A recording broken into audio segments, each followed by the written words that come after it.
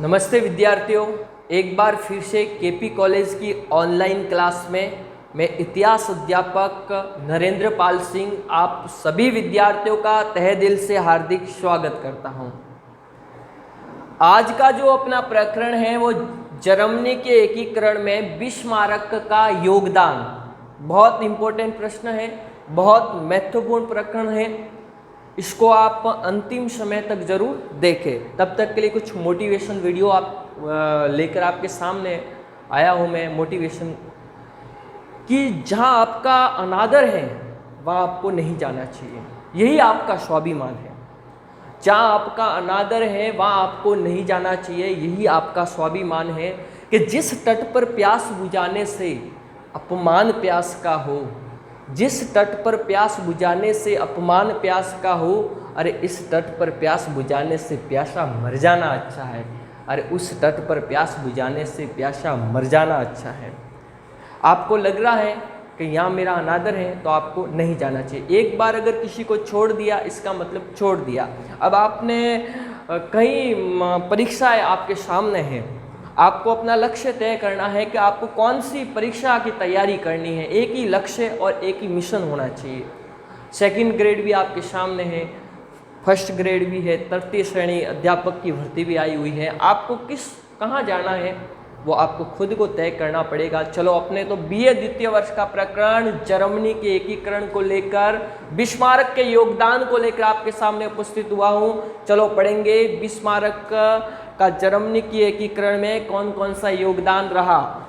Denmark से युद्ध, विनेया की संधि, गैस्टाइन की संधि, ऑस्ट्रिया व प्रशा का युद्ध, ऑस्ट्रिया को मित्रहीन एवं एकांकी करना, शेडोवा का युद्ध 3 जुलाई 1867 ईस्वी को हुआ था, प्राग की संधि 30 अगस्त 1866 ईस्वी, उत्तरी जर्मन संघ का निर्माण, फ्रांस से युद्ध 1 सितंबर 1870 ईस्वी, फ्रैंकफर्ट की संधि 10 मई 1871 ईस्वी। जर्मनी का एकीकरण है वो 3 चरणों में संपन्न हुआ, जिसमें बिस्मार्क ने रक्त एवं लोहे की नीति को अपनाते हुए जर्मनी का एकीकरण किया था। इसको 3 चरणों में संपन्न किया गया जर्मनी का एकीकरण। बिस्मार्क का कहना था कि अगर मुझे जर्मनी के एकीकरण करने में रक्त एवं लोहे की नीति अपनानी पड़े या किसी का रक्त बहाना पड़े तो भी मैं इसके लिए तैयार रहूँगा, ऐसा बिस्मार्क का कहना था।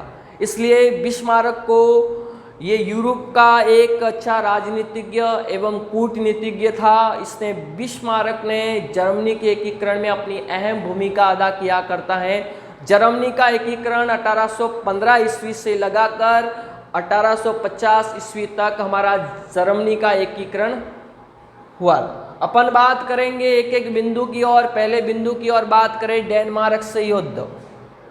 डेनमार्क के साथ युद्ध क्यों हुआ? कोई न कोई कारण तो जरूर हुआ करता है।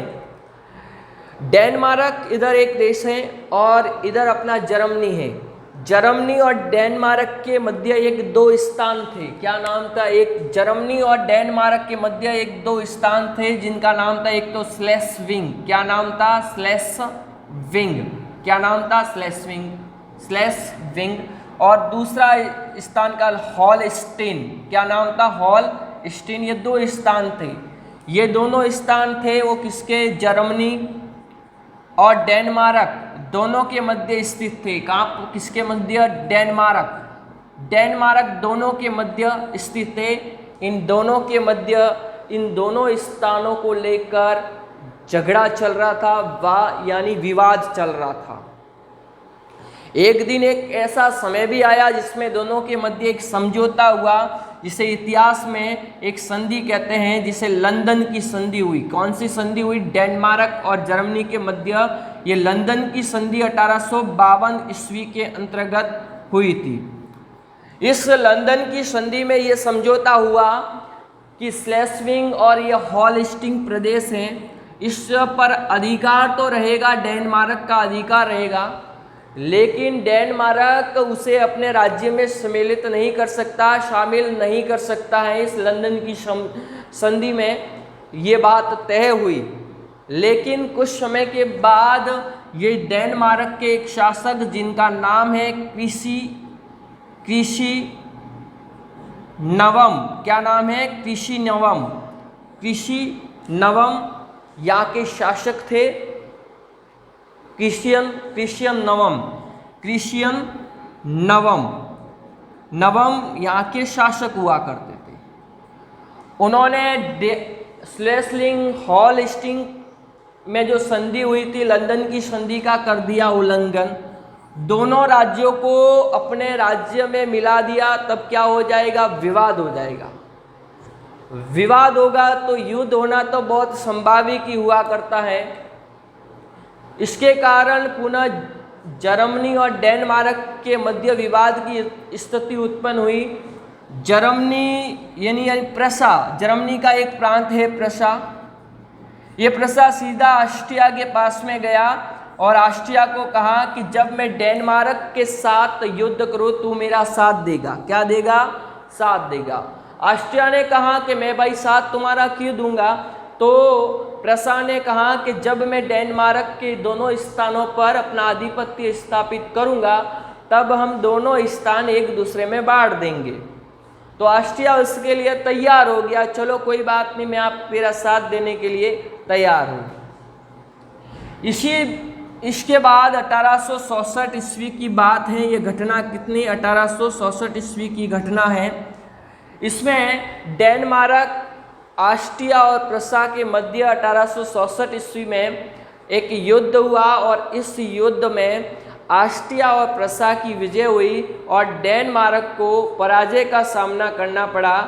और इस पराजय के बाद इन दोनों के मध्य एक प्रसा, ऑस्ट्रिया और डेनमार्क के मध्य एक संधि होती है जिसे इतिहास में वियना की संधि के नाम से जाना जाता है या प्रसिद्ध है। आओ वियना की संधि क्या है अपन समझेंगे। चलो,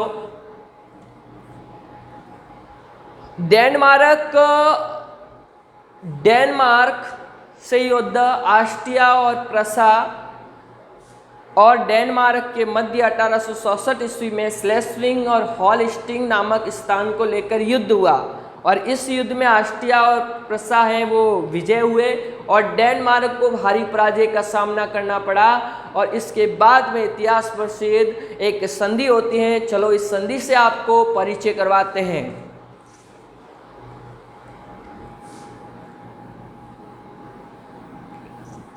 एक एक बिंदु पर बात करेंगे, आप मेरे साथ अंतिम समय तक बने रहें। अंतिम समय तक वियना की संधि क्या है। चलो, ये वियना की संधि 30 अक्टूबर कब हुई थी, बहुत इंपॉर्टेंट प्रश्न है। कई बार ये कंपटीशन एग्जाम में व्याख्याता की एग्जाम में पूछा गया है। वियना की संधि कब हुई थी, 30 अक्टूबर 1867 ईस्वी को हुई थी। कब हुई थी, 30 अक्टूबर 1867 ईस्वी। वियना की संधि किन किन देशों के मध्य हुई, ये प्रश्न अगर आ जाए तो आप लिखेंगे ऑस्ट्रिया, प्रसा व डेनमार्क। किसके मध्य हुई थी, डेनमार्क के मध्य। कब हुई, 30 अक्टूबर 1867 ईस्वी को वियना की संधि हुई। इस संधि के दौरान डेनमार्क ने ऑस्ट्रिया और प्रसा को एक संधि यानी समझौता हुआ। डेनमार्क के पास दो प्रदेश थे, स्लेस्विंग, एक प्रदेश था हॉलस्टीन। क्या नाम था, हॉलस्टीन। कौन सा प्रदेश था, हॉलस्टीन।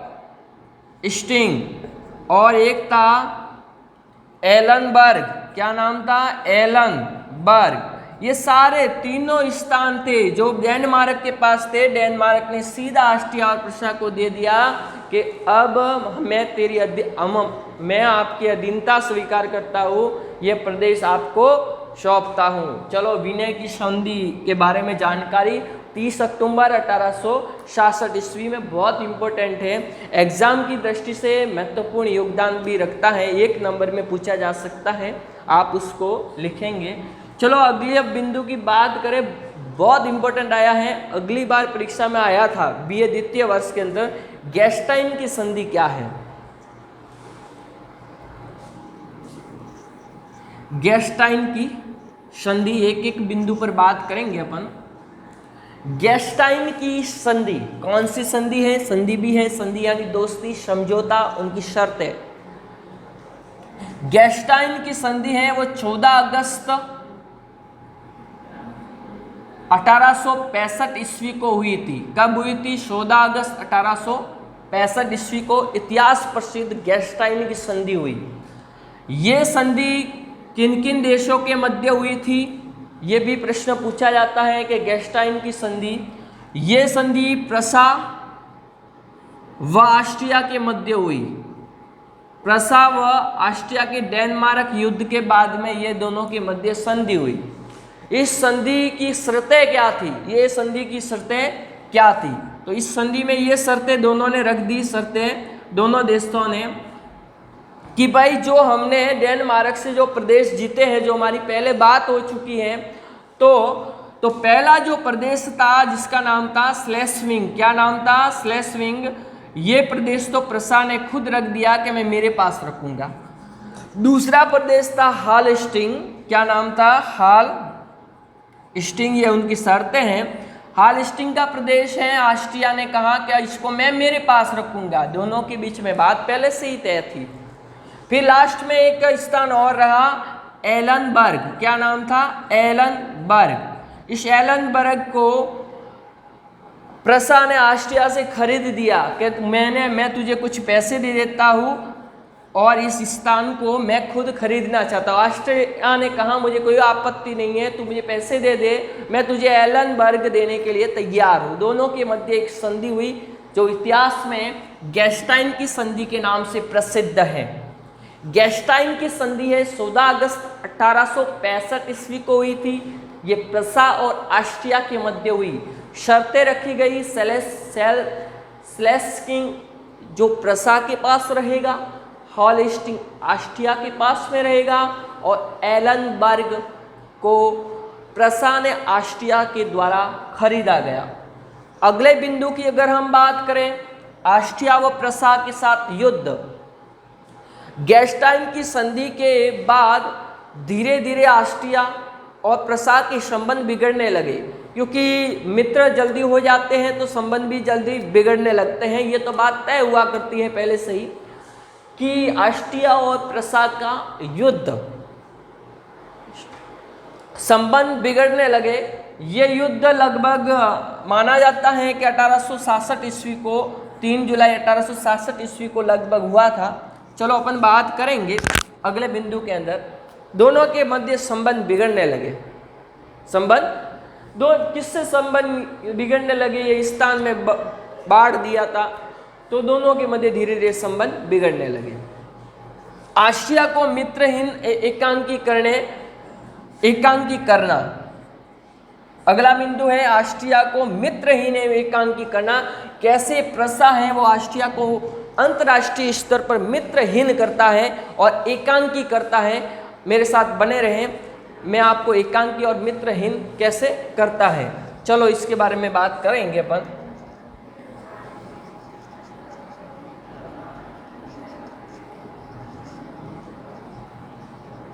एकांकी और मित्रहीन, ऑस्ट्रिया को मित्रहीन। ऑस्ट्रिया और प्रसा के मध्य विवाद उत्पन्न हुआ तो ऑस्ट्रिया है, प्रसा है, वो ऑस्ट्रिया को मित्रहीन करना चाहता था। ये प्रसा है,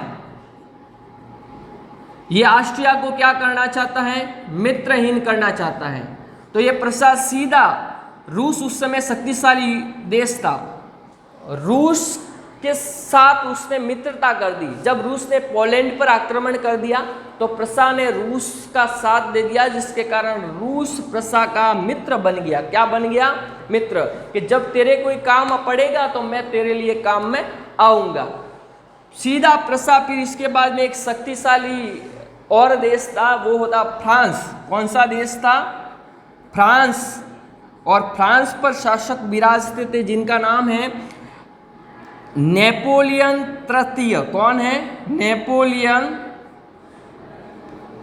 तृतीय विराजते थे। कौन से शासक थे? नेपोलियन तृतीय। सीधा नेपोलियन तृतीय के पास में गया, उसने कहा कि जब मैं ऑस्ट्रिया के साथ, प्रसा ने कहा कि जब मैं ऑस्ट्रिया से युद्ध करूं तब आप बिल्कुल तटस्थ रहेंगे, आप किसी का साथ नहीं देंगे। अगर मैं इस ऑस्ट्रिया पर विजय प्राप्त कर दी तो एक प्रदेश है जिसका नाम है रायन प्रदेश, मैं आपको दे दूंगा। ये मेरा वादा है, पक्का वादा है, 100%। मैं रायन प्रदेश को आपको दे दूंगा, ये मेरे ऊपर आप बिल्कुल विश्वास करना। इसने, प्रसा ने नेपोलियन तृतीय को कहा। नेपोलियन तृतीय ने कहा कोई बात नहीं, मैं इसके लिए तैयार हूं, मैं उसका साथ नहीं दूंगा, तूने मना कर दिया है, मेरे से तो तेरे का फायदा है, तो चलो कोई बात नहीं। अगली बात अगर हम बात करें प्रसा के बाद अगर हम अगली बात करें तो एक देश था इटली, ये भी बहुत शक्तिशाली था। सीधा इटली के पास में गया और इटली के सम्राट से बात कर दी कि जब मैं ऑस्ट्रिया के साथ लड़ूं, प्रसा ने कहा, तब आप मेरा साथ देंगे। और फिर इटली ने कहा इसमें मेरा क्या फायदा है? तो प्रसा ने इटली से कहा कि मैं आपको ऑस्ट्रिया से वेनेशिया का प्रदेश दिलाऊंगा। कौन सा प्रदेश दिलाऊंगा? वेनेशिया। इसी प्रकार उसने अंतर्राष्ट्रीय स्तर पर ऑस्ट्रिया को क्या कर दिया? कमजोर कर दिया। सेडोवा का युद्ध 3 जुलाई 1866 ईस्वी को हुआ था। ये सेडोवा का जो युद्ध, सेडोवा का युद्ध 3 जुलाई 1800, बहुत इंपॉर्टेंट है, सेडोवा का युद्ध, सेडोवा का युद्ध, सेडोवा का युद्ध है वो 3 जुलाई 1866 ईस्वी को हुआ था। किसके मध्य हुआ? प्रसा व ऑस्ट्रिया के मध्य हुआ था। किसके मध्य हुआ? प्रसा व ऑस्ट्रिया के मध्य, जिसमें प्रसा की विजय हुई और ऑस्ट्रिया को पराजय का सामना करना पड़ा। क्या करना पड़ा? पराजय का सामना करा। ये सेडोवा का युद्ध 7 दिन तक चला। कितने दिन तक चला? 7 दिन तक। इसलिए इतिहास में उसे सप्तांग युद्ध के नाम से जाना जाता है। कौन सा युद्ध? सप्तांग युद्ध के नाम से जाना जाता है, जाना जाता है। कौन से युद्ध के नाम से जाना जाता है? सप्तांग युद्ध के नाम से जाना जाता है। सेडोवा के युद्ध में 7 दिन तक चला, सप्तांग युद्ध के नाम से जाना गया। 3 जुलाई 1866 में सेडोवा का इतिहास प्रसिद्ध युद्ध लड़ा गया। चलो, सेडोवा के युद्ध के बाद में हमें एक संधि देखने को मिलती है जिसे बोलते हैं प्राग की संधि, 30 अगस्त 1866 ईस्वी को। कौन सी संधि हुई? प्राग की संधि, 30 अगस्त 1866 ईस्वी को।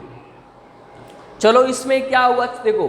सेडोवा का युद्ध 3 जुलाई 1866 ईस्वी को किनके मध्य हुआ? प्रसा व ऑस्ट्रिया के मध्य हुआ, जिसमें प्रसा की विजय हुई, ऑस्ट्रिया की पराजय हुई। यह युद्ध 7 दिन तक चला। इतिहास में सप्तांग युद्ध के नाम से जाना जाता है। चलो, अब अगली बात करें प्राग की संधि, 30 अगस्त 1866 ईस्वी।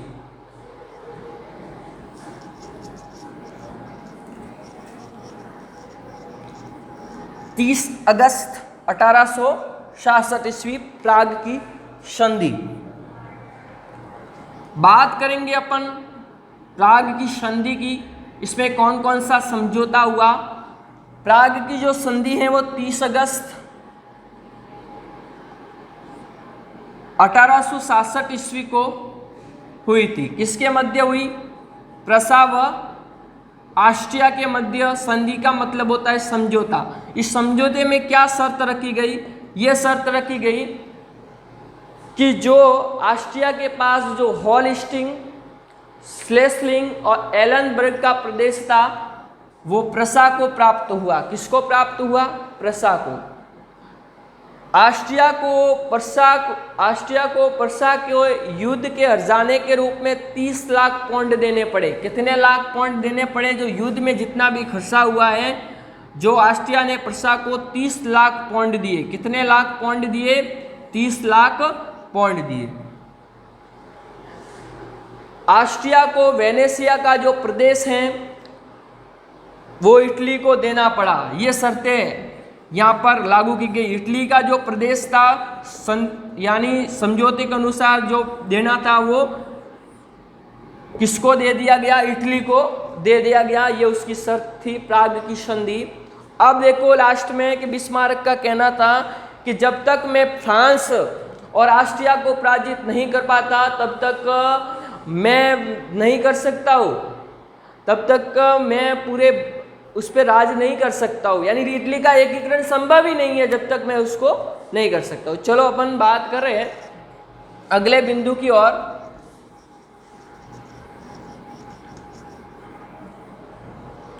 उत्तरी जर्मन संघ का, प्राग की संधि के बाद एक उत्तरी जर्मन संघ का निर्माण हुआ। किसका निर्माण हुआ? उत्तरी जर्मन संघ।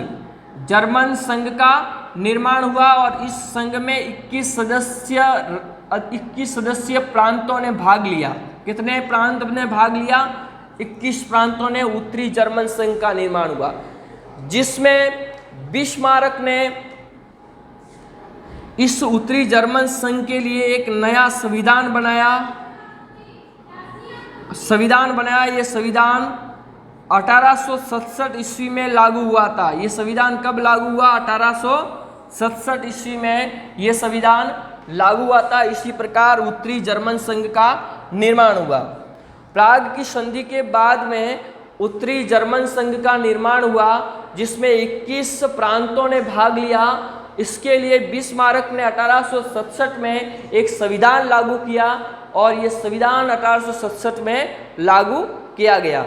चलो अगले बिंदु में फ्रांस से युद्ध 1 सितंबर 1870 की बात है। धीरे धीरे फ्रांस और प्रसा के संबंध भी, जर्मनी के संबंध भी बिगड़ने लगे।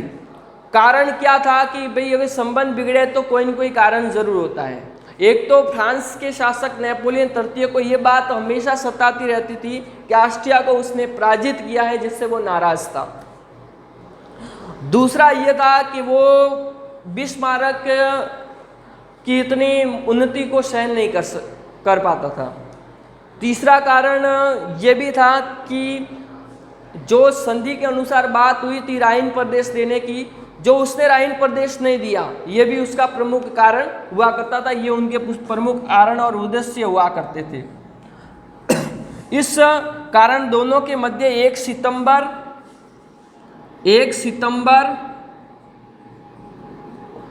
1870 को इतिहास प्रसिद्ध सीडान का युद्ध लड़ा गया। कौन सा लड़ा गया? सीडान का युद्ध। इस युद्ध में फ्रांस की पराजय हुई और प्रसा की क्या हुई? विजय हुई। फ्रांस की पराजय हुई और प्रसा की क्या हुई? विजय हुई 1 सितंबर 1870 में। 15 जुलाई 1870 में फ्रांस ने युद्ध की घोषणा कर दी प्रसा के विरुद्ध। 1 सितंबर 1870 ईस्वी में सीडान का ऐतिहासिक प्रसिद्ध युद्ध लड़ा गया। इस युद्ध में फ्रांस की पराजय हुई और प्रसा की विजय हुई। विजय होने के बाद में दोनों के मध्य एक संधि हुई, जिसे इतिहास में फ्रैंकफर्ट की संधि कहा जाता है। 10 मई 1871 में 10 मई 1871 को इतिहास प्रसिद्ध फ्रैंकफर्ट की संधि हुई थी। कौन सी संधि हुई? फ्रैंकफर्ट की संधि। और इस संधि की प्रमुख शर्तें यह थी कि फ्रांस के पास 2 प्रदेश थे बहुत विकसित। एक का नाम था लॉरेंस, एक का नाम था अलास। ये प्रदेश उसने, ये जो प्रदेश थे वो प्रदेश प्रसा को दिए। फ्रांस ने युद्ध के हर्जाने के रूप में 20 करोड़ पौंड थे, वो प्रसा को देने तय हुए। ये उनकी शर्तें हुई थी। और ये जो हर्जाना है उसको 3 वर्ष में पूरा करना पड़ेगा। इसके बाद दक्षिण जर्मनी के कई राज्य जर्मनी में शामिल हो गए, जिसके कारण जर्मनी का एकीकरण पूरी तरह से संपन्न हुआ। निष्कर्ष की बात करें तो बिस्मार्क एक कूटनीतिज्ञ राजनीतिज्ञ होने के कारण रक्त एवं लोहे की नीति अपनाते हुए जर्मनी का एकीकरण 3 चरणों में संपन्न किया करता है। और हमने आज जर्मनी के एकीकरण के बारे में विस्तार से अध्ययन किया और अगले वीडियो में हम इटली के एकीकरण को लेकर आपके सामने उपस्थित होंगे। तब तक के लिए इस वीडियो में मुझे प्रतिक्रिया जरूर दीजिएगा। धन्यवाद।